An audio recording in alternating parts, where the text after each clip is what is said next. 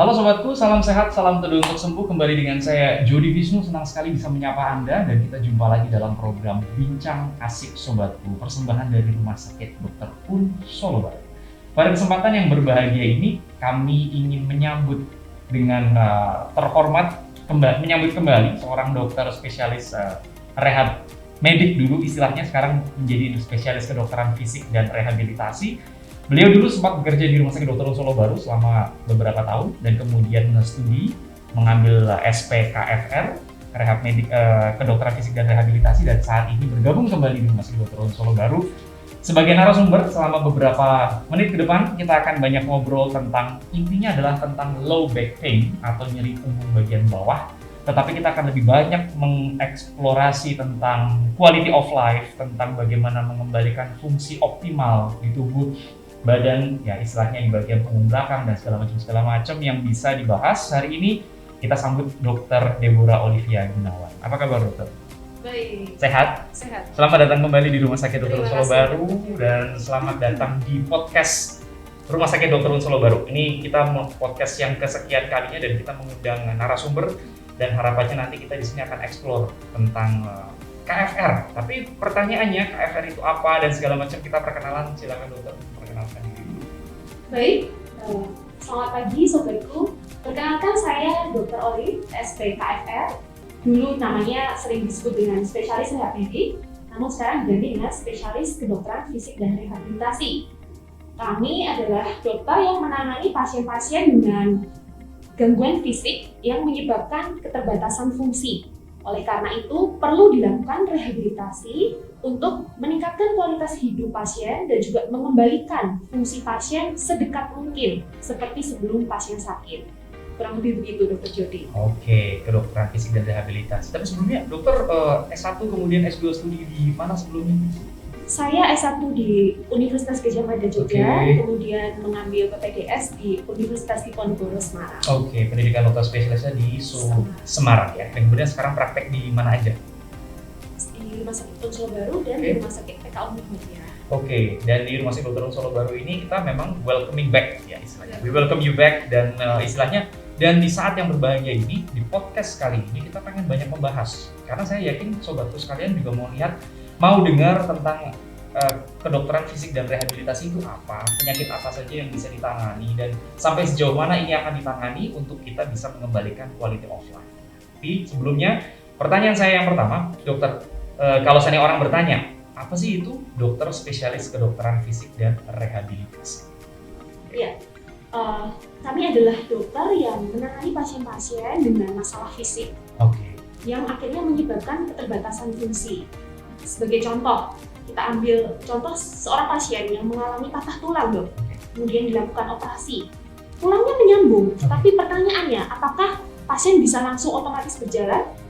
Belum tentu. Karena selama pasien dilakukan proses operasi, pasien harus tirah baring lama. Mungkin ototnya kemudian menjadi mengecil, mengalami nyeri, sehingga harus dilakukan latihan-latihan sehingga pasien bisa kembali berjalan dan optimal kembali. Begitu dong. Itulah pentingnya rehabilitasi medik. Rehab medik ya. Istilahnya kalau seandainya sobatku ini ada yang sakit, kemudian katakanlah kena demam flu dan kemudian istirahat di bed sekitar mungkin 3 atau 4 hari, begitu bangun kadang-kadang badan berasa goyang. Itu kasarnya hal yang paling simpel. Tapi kalau seandainya orang yang habis dioperasi, tulangnya habis disambung dan dia rest di bed cukup lama, berarti istilahnya otot-ototnya juga perlu harus dilatih kembali ya, supaya nanti begitu jalan dia bisa aktif lagi ya. Terus kemudian ada latihan-latihan khususnya ya dok ya, biasanya kalau kasusnya seperti itu ya. Nah, kalau untuk kasus yang biasa ditangani oleh spesialis kedokteran fisik dan rehabilitasi, apakah ini hanya kasus tadi dokter bilang yang patah tulang saja, apakah hanya kasus dewasa, ataupun anak-anak juga ada kasus yang bisa ditangani? Pengalaman dokter gimana? Nah, baik, jadi untuk kasus yang ditangani oleh rehab medik ini sangat luas sekali, dok. Mulai dari anak-anak, dewasa, bahkan lansia pun kita juga menangani. Jadi berbicara tentang rehab medik ini terdapat 6 divisi, dokter. Yang pertama adalah divisi pediatri. Kami menangani pasien-pasien anak yang mengalami keterlambatan gangguan tumbuh kembang. Misalnya nih, anak saya umur 1 tahun kok belum bisa jalan ya, dok? Atau bicaranya kok belum lancar? Padahal teman-temannya udah ngoceh, udah bisa bicara 1 kalimat, anak saya kok belum. Nah, ini bisa dirujuk ke rehab medik, atau mungkin kakinya pengkor jadi jalannya kurang bagus, silakan dikirim ke rehab medik. Divisi yang kedua adalah divisi muskuloskeletal. Jadi kami menangani pasien-pasien dengan gangguan otot dan gangguan tulang. Paling seringnya adalah pasien dengan nyeri otot. Banyak sekali, apalagi di masa WFH seperti ini, pasien banyak beraktivitas di rumah dengan di depan laptop, otot lehernya menjadi kaku, otot punggungnya kaku. Nah, ini perlu dilakukan latihan-latihan dan juga modalitas di rehab medik. Kemudian divisi yang ketiga adalah divisi neuromuskuler. Kami menangani pasien-pasien dengan gangguan saraf. Yang paling sering adalah pasien dengan pasca stroke. Fase kritisnya lewat, tetapi pasien menjadi sulit untuk menelan, tangannya kaku seperti ini, sulit untuk mengambil barang, kakinya juga kaku, sulit untuk berjalan. Nah, ini bisa kita terapi di rehab medik. Selain itu, yang tidak kalah sering adalah pasien dengan saraf kejepit. Nah, nanti kita akan bahas ya lebih lanjut ya. Apa bedanya nyeri otot, nyeri punggung biasa, dan saraf kejepit. Kemudian divisi yang keempat adalah divisi kardioresti. Jadi kami juga menangani pasien-pasien dengan gangguan jantung dan paru. Akhir-akhir ini banyak sekali pasien yang dikirim ke rehab medik dengan gangguan keluhannya seperti ini, Dok. Kok saya gampang capek ya kalau jalan itu ngos-ngosan. Ternyata apa? Ternyata pasien habis positif COVID. Jadi COVID ini menimbulkan gejala sisa yang sering kita sebut long COVID.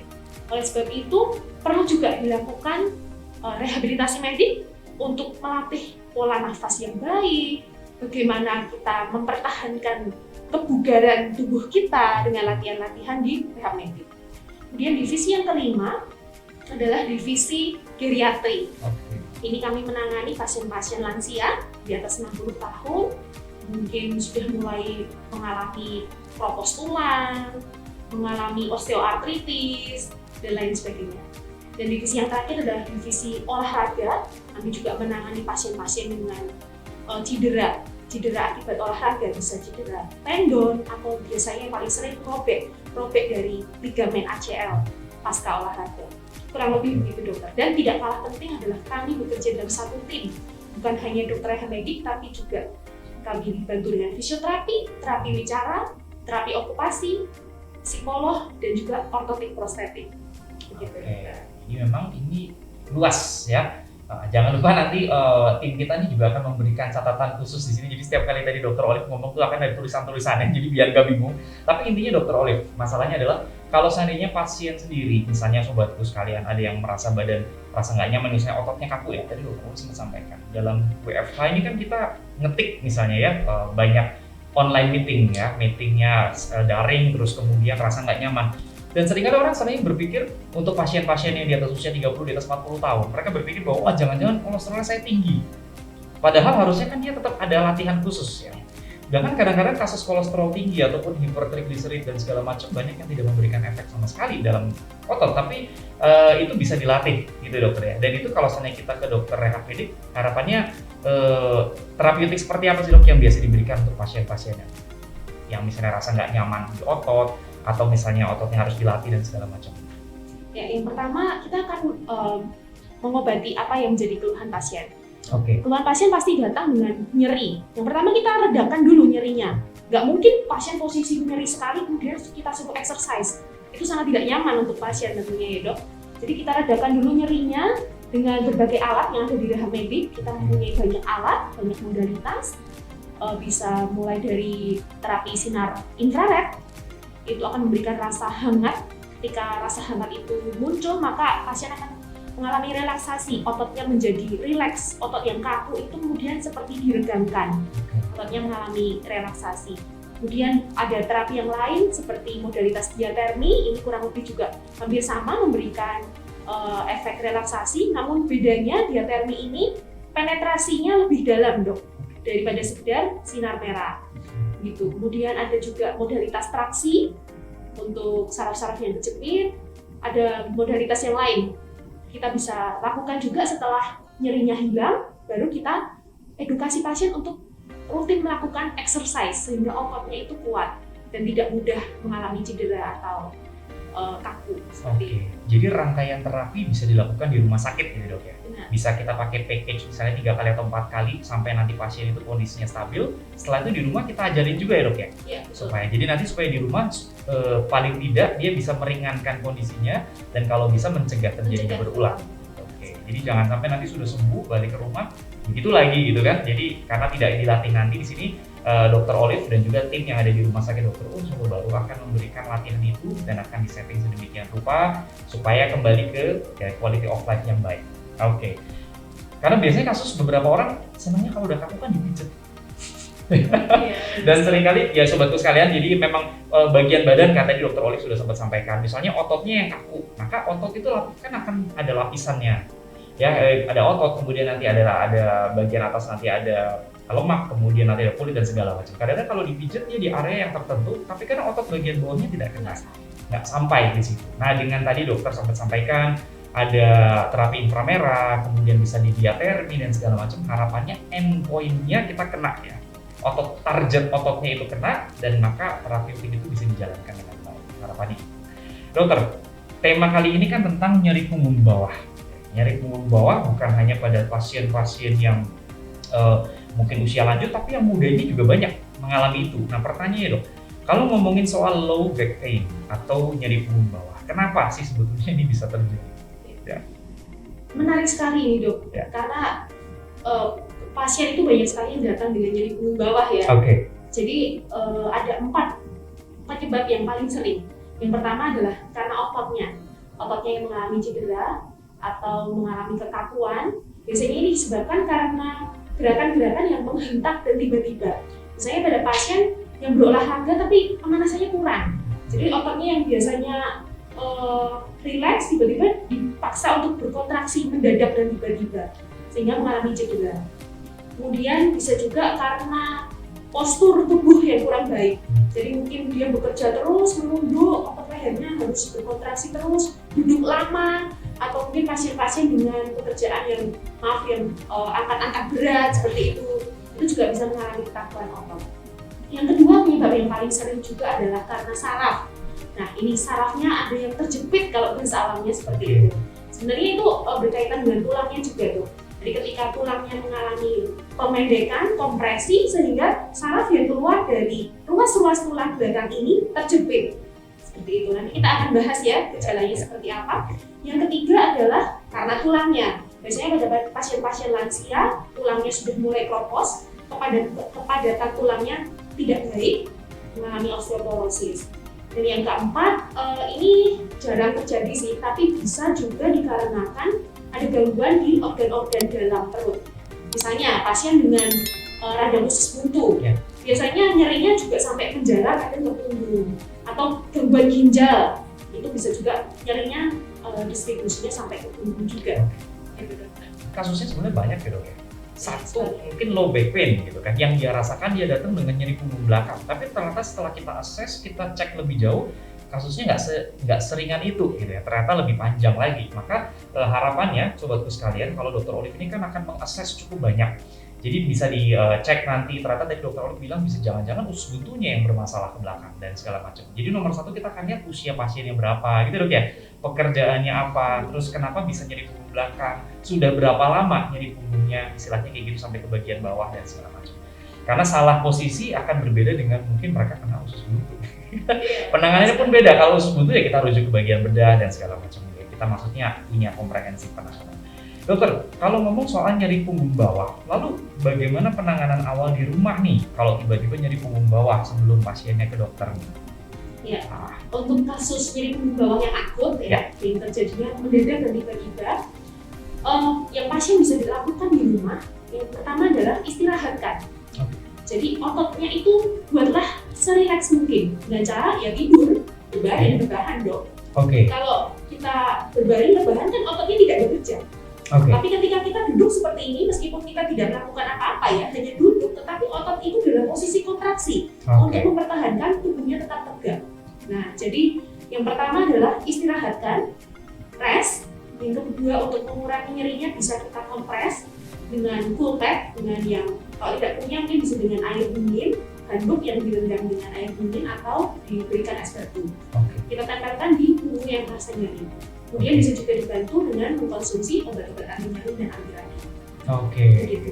Kalau pakai yang pertama dok, kalau saya tiduran ya, tadi dokter bilang sempat tiduran itu syaratnya apa sih? Mungkin tempat tidurnya harus gimana, di lantai atau gimana dok? Silakan. Seringkali pasien melupakan tentang alas tidur yang baik. Ya. Mereka merasa ya saya sudah tidur dok, tapi malah tambah sakit. Ya. Ternyata ketika kita tanya lebih lanjut, tempat tidurnya kasurnya dan busa, sehingga tidak bisa menjaga kesegarisan dari tulang belakang ini. Ya, busa ketika kita dudukin kan dia ikut turun ke bawah ya. Ambles ya. Jadi tulang belakang ini ikut mereot gitu, tidak bisa dalam posisi yang segaris. Sebab itu penting sekali kita memilih alas tidur yang keras, dan juga pemilihan bantal itu sangat penting. Bantal di kepala.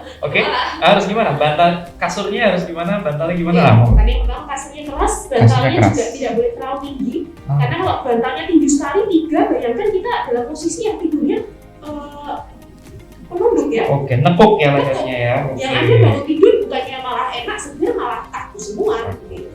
Tapi juga tidak boleh terlalu tipis. Usahakan memilih bantal yang ada cekungan untuk lehernya itu. Sehingga leher kita tersandar. Kalau berarti bawahnya keras. Paling nggak kasurnya yang relatif keras. Bisa pakai matras dok? Atau mungkin harus tidur di lantai? Jangan ya? Jangan ya. Sakit nanti semua. Jadi pakai matras ya. Matras yang kayak ya jangan yang busa dan sebagainya. Apalagi kalau kasur busa yang sudah mohon maaf yang sudah cukup lama ya, biasanya bagian bokongnya meleot gitu kan ya. Jadi garis linearitas dari garis belakang, curve-nya atau kurva dari bagian punggungnya itu nanti jadi nggak bagus, jadi kencang.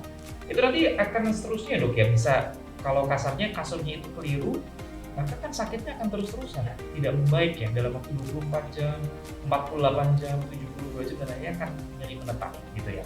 Nah, tadi dokter sempat sampaikan cool pack. Jadi pakai yang dingin, bisa pakai es batu, dimasukin plastik atau apa gitu. Dan versi tradisionalnya. Tradisional, itu posisinya gimana dok pada saat menempelkan cool pack dan berapa lama? Jadi posisi pasien tengkurap ya, karena yang kita mau tempelkan kan di punggung. Area punggung, kemudian sebaiknya dialasin seperti kain gitu ya, baru kita tempelkan es batunya itu. Es batu di bagian punggung gitu dok ya. Berapa lama dok biasanya? Sesinya kalau di rumah sendiri mau pada cobain? Kurang lebih 5-10 menit. 5-10 menit, posisinya sehari bisa berapa kali? Bisa sesering mungkin. Ya, asal persediaan es batunya cukup gitu ya. Jadi istilahnya dalam keadaan berbaring, kemudian dari belakang kita tempelkan di situ dok ya, beberapa menit, terus kemudian itu bisa dilakukan sehari, bisa katakanlah mau pagi, mau sore, atau mau siang, silakan diperbolehkan. Dokter. Nah, kalau seumpama kasusnya dok, itu kan sudah tadi dokter sempat sampaikan minum obat, misalnya obat-obatan untuk penghilang nyeri ya. Which is kalau penghilang nyeri, tapi ternyata nggak kita latih pun akan sama aja kan. Nanti begitu obatnya kadar di dalam tubuh sudah hilang, sakit lagi gitu kan. Nah, terus kemudian nanti harapannya sudah dicek, kemudian diperiksakan ke dokter dan yang lain. Dan itu juga harapannya mereka bisa periksa ke dokter langsung ya? Bisa. Kalau bisa ya? Bisa sekali. Ya. Dan nanti kalau seumpama mereka tidak periksa ke dokter, mau lewat layanan telemedicine, saya yakin sekali di Meski Dokter Un Solo Baru, Anda bisa, sobatku bisa kontak di nomor WhatsApp yang tersedia di bawah layar Rumah Sakit Dokter Un Solo Baru, kemudian nanti akan kontak di situ, akan dijadwalkan juga untuk telemedicine dengan Dr. Olive, nanti akan lewat video call. Tetapi telemedicine pun punya keterbatasan. Tidak ada beberapa langkah yang mungkin akan ada keterbatasan, tidak bisa dikontak lewat telemedicine. Maka nanti Dr. Olive mungkin sekian atau beberapa sesi akan menginfokan, sisanya Anda bisa datang ke Rumah Sakit Dokter Un Solo Baru, membuat perjanjian untuk nanti bisa langsung dilatih gitu ya. Jadi supaya bisa sesinya lebih nyaman ketemu langsung. Dok, ada pertanyaan nih. Ini langsung pertanyaan dari teman-teman yang sudah dikumpulkan. Dok, saya sering sakit pinggang area bawah. Sudah dipijat tetapi tidak sembuh. Apakah ini saraf kejepit? Silakan dok. Ya, saraf kejepit. Kita harus kenali dulu gejalanya seperti apa ya dok. Karena ada saraf yang terjepit, biasanya distribusi nyerinya ini menjalar dok. Berbeda dengan nyeri punggung biasa. Kalau nyeri punggung biasa distribusinya lokal ya, hanya di punggungnya yang nyeri itu aja. Karena biasanya otot ya, ototnya yang kaku, jadi regional hanya di otot itu saja. Tapi masalahnya ini ada saraf yang terjepit. Kita tahu bahwa saraf itu mensyarafi area-area tertentu. Oleh sebab itu ketika fungsinya terganggu, maka distribusinya nyeri ini biasanya akan menjalar sampai ke betis, bahkan bisa ke tumit, bisa ke pergelangan kaki, dan sampai ke telapak kaki. Kemudian pasien juga biasanya mengeluhkan adanya kesemutan atau kebas. Ini karena ada gangguan saraf sensoriknya. Apabila ini berlanjut terus-menerus sampai kronis, sampai tahunan, ini juga bisa menyebabkan mengecil otot dari tungkai bawah. Jadi kita periksa kok ini ototnya sudah lebih kecil dibandingkan kaki yang satunya. Berarti ini memang ada tanda-tanda saraf kejepit yang sudah kronis. Bisa juga pada pasien-pasien tertentu disertai dengan gangguan berkemih dan buang air besar. Entah itu ngopol atau jadi sulit untuk berkemihnya. Nah itu yang harus butuh pemeriksaan lebih lanjut ke dokter. Jadi kalau pakai bahasa awamnya, ada orang yang suka merasakan bahwa saya kena encok, pegelinu, dan kawan-kawan. Nah, daripada bingung, lebih baik langsung diperiksakan ke dokter ya dok ya. Karena kita harus menyingkirkan dulu masalah yang ada di situ sampai kita bisa membuktikan bahwa oh ini ternyata memang posisinya nyeri punggung biasa nih ya. Tapi kalau ternyata ini membutuhkan penanganan lebih lanjut, otomatis kita akan arahkan ke terapi-terapi yang memang untuk kondisinya biar lebih baik fungsinya ya, optimal ya dok ya. Nah, untuk saraf kejepit juga seringkali nyeri punggung bawah itu pada orang yang mungkin berolahraga kurang pemanasan. Bisa dok ya, mereka mungkin olahraga, mereka main katakanlah mereka yang mau nge-gym, kemudian main back, kemudian punggungnya ternyata dia mengalami penjepitan di situ sehingga dia akan kesakitan ya. Dan itu bisa ditangani juga di SPKFR ya dok ya, spesialis kedokteran fisik dan rehabilitasi. Jadi buat sobatku sekalian, bukan hanya untuk pasien yang di atas usia 60, tapi yang dalam usia produktif atau mungkin yang masih muda dan juga anak-anak juga memiliki tempat untuk terapeutik di bidang spesialis kedokteran fisik dan rehabilitasi. Kalau nanti ternyata bingung, bisa menanyakan langsung ke Rumah Sakit Dr. Un Solo Baru ya, kami akan dengan senang hati untuk menjawab setiap pertanyaan dan mengarahkan ke spesialis mana nih ini bisa kita lakukan terawat. Dokter, ini ada pertanyaan terakhir dari rekan-rekan sobatku sekalian. Kapan kita harus periksa ke dokter spesialis kedokteran fisik dan rehabilitasi? Kondisinya kalau apa? Iya. Dalam istilah medis ada yang namanya red flags ya dok. Red flags itu seperti tanda bahaya atau alarm kapan kita harus mulai memeriksakan ke dokter. Yang pertama, ini ada beberapa ya. Yang pertama, apabila didahului dengan trauma. Misalnya pasien ada riwayat jatuh, posisinya jatuh terduduk lagi, benar-benar terhantam tulangnya. Nah ini perlu diperiksakan ke dokter. Yang kedua, apabila berat badannya turun secara drastis, padahal tidak sedang mengurangi pola makan. Kita lihat kok dia kan berkurus terus ya, dan ketika dicek berat badannya dalam 6 bulan terakhir itu menurun lebih dari 10%. Nah ini kita mesti curiga, ada apa ini? Jangan-jangan bukan nyeri punggung biasa, tapi kok berat badannya itu turun. Itu kita akan gali lebih lanjut di sini.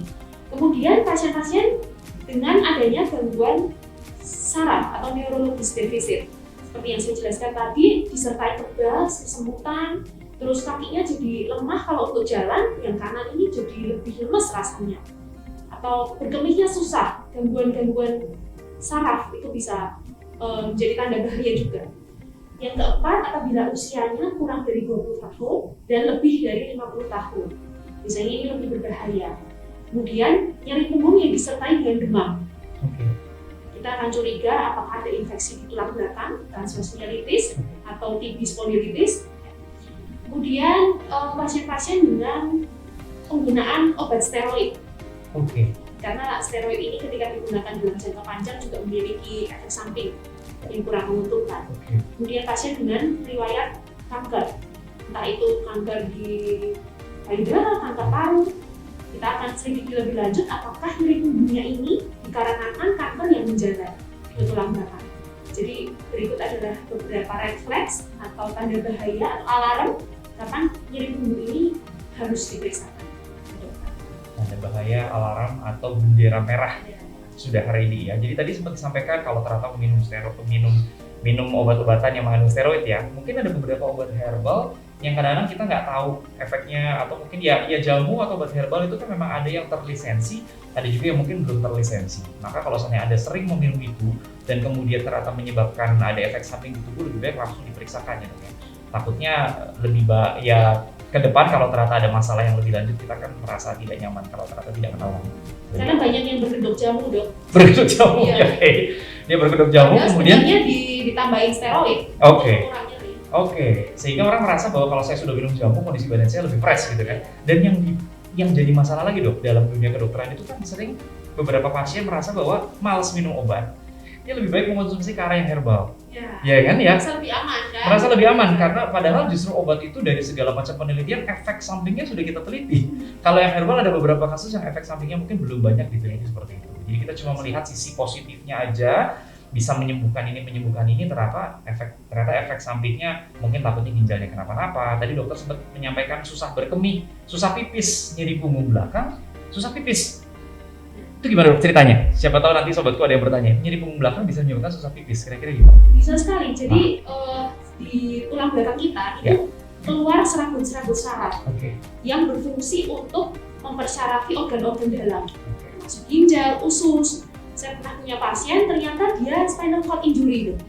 Jadi ada masalah kerusakan di sumsum tulang belakangnya.